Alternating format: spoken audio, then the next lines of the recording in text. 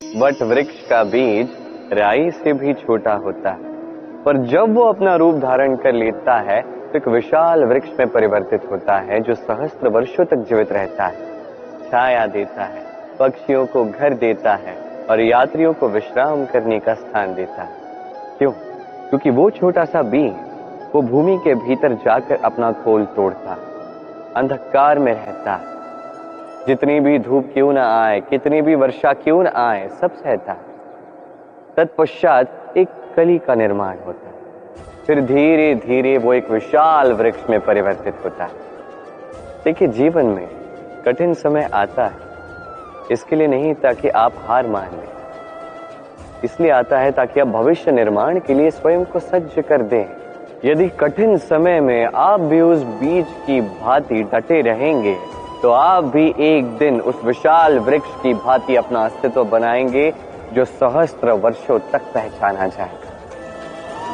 भय हम सभी को लगता है, पीड़ा हम सभी को होती है, कभी हम रोगी भी बन जाते हैं और ऐसे समय में कभी माता की ममता, कभी पिता का साथ, कभी मित्रों द्वारा प्राप्त हुआ ये साहस हमें उबरने में सहायक बनता है। कभी हम निराश हो और हमारे अपने कुछ प्रियजन आकर दो मीठे शब्द क्यों ना कह दें, मनोबल बढ़ जाता है। ऐसे ही संसार के वन में यदि आप पीड़ित हो जाओ, कुछ शब्द प्रशंसा कीजिए, कुछ शब्द स्तुति कीजिए, कुछ ही क्षणों के लिए क्यों ना सही अपने इष्ट को स्मरण कीजिए, उनकी प्रार्थना कीजिए। साहस बढ़ेगा, शक्ति बढ़ेगी और आगे जाने का मार्ग भी दिखेगा। एक बार की बात है, मैया और बाबा हाट गए थे, तभी मैं और दाऊ गए थे गौचरा। हम लौटकर आ गए। अब मैया तब एक कार्य करती थी, जब भी जाती थी द्वार पर ताला लगा देती थी। उन्हें भली भांति ज्ञात था यदि उनका ये माखन चोर उचित समय पे पहुंच गया तो एक बूंद भी माखन की ये शेष नहीं रखेगा। अब होता कुछ इस प्रकार था कि मैया और बाबा कभी कभार ही हाट जाते थे तो कभी कभार ही द्वार पर ताला लगाना होता था। जब मैया और बाबा लौट आए तो बाबा भूल गए कि इन चाबियों के गुच्छे में से कौन सी चाबी है जो इस द्वार का ताला खोलती। वो प्रयास करने में लग गए, एक के पश्चात एक चाबियों का उपयोग कर रहे हैं और उस द्वार का ताला जो है वो तो खुलने से रहा। उनके मत्थे से श्वेत टपकने लगे। मैया ने कहा कि इस ताले को ही तोड़ देते। मैया चली गई। बाबा ने कहा कि नहीं नहीं रुक जाओ, कुछ ही चाबियां शेष है, कदाचित खुल जाएगा।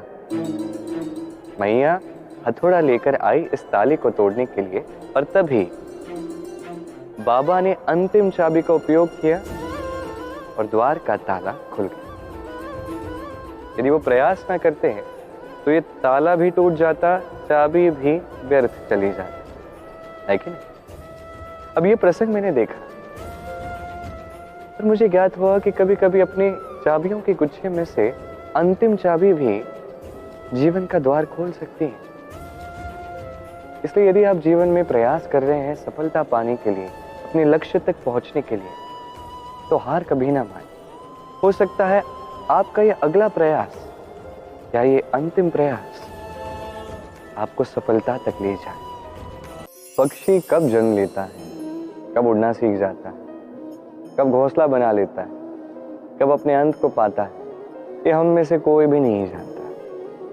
किंतु पक्षी एक बात अवश्य जानता है कि संसार में वो कुछ भी करे, इस संसार को उससे कोई अंतर नहीं पड़ेगा। अब हम क्या करें? कोई भी कार्य करते हैं तो हम सोचते हैं कि ये कार्य करते हुए यदि संसार ने मुझे देख लिया तो पता नहीं संसार क्या सोचेगा, पता नहीं मेरी छवि कैसी बन जाएगी, पता नहीं क्या होगा, आदि इत्यादि इन विचारों में वो खो जाता है।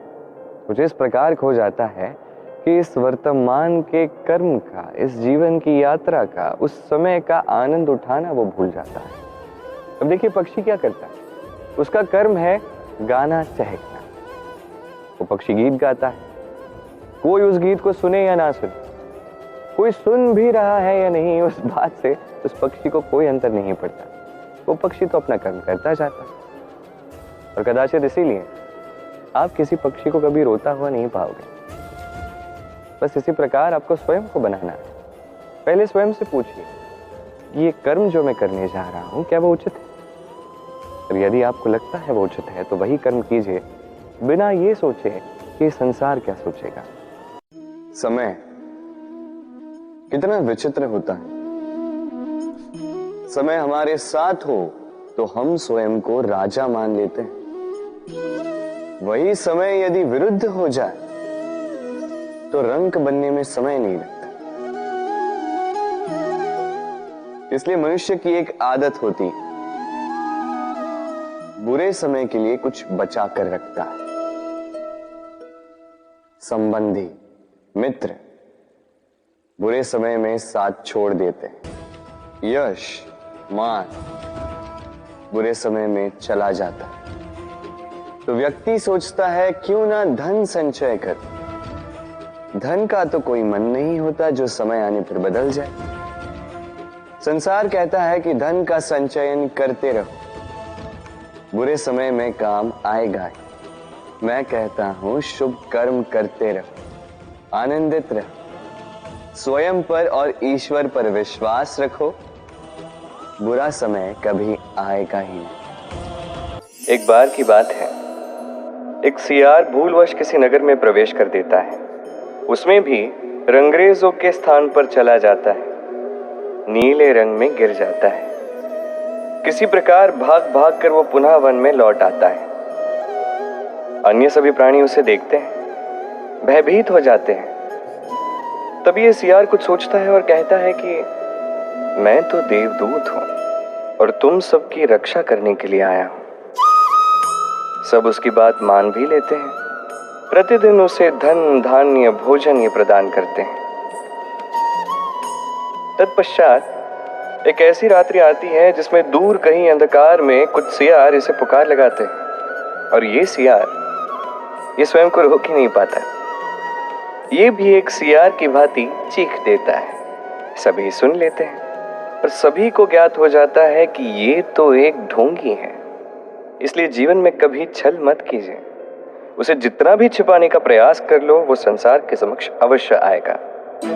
और इससे बड़ी सीख ये है कि किसी के जीवन में संपत्ति, धन, धान्य आ जाने से उसकी बुद्धि में वृद्धि नहीं होती, उसका व्यवहार शुभ नहीं होता। ये तब होता है जब वो व्यक्ति चाहता है, उसके लिए चिंतन करता है, कर्म करता है।